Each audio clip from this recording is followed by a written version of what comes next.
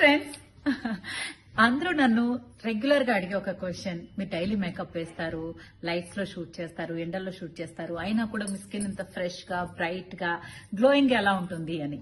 ఆ సీక్రెట్ ఏంటి అని వన్ ఆఫ్ మై సీక్రెట్స్ మీతో ఈరోజు షేర్ చేసుకోబోతున్నాను. అదే రిష్కా హెర్బల్స్ కుంకుమాది తైలం. ఇదన్నమాట. దీన్ని ఎలా యూజ్ చేయాలి అంటే 3 డ్రాప్స్ ఇలా 1, 2, 3 తీసుకొని చక్కగా ఫేస్ కి మసాజ్ చేసుకోవాలి.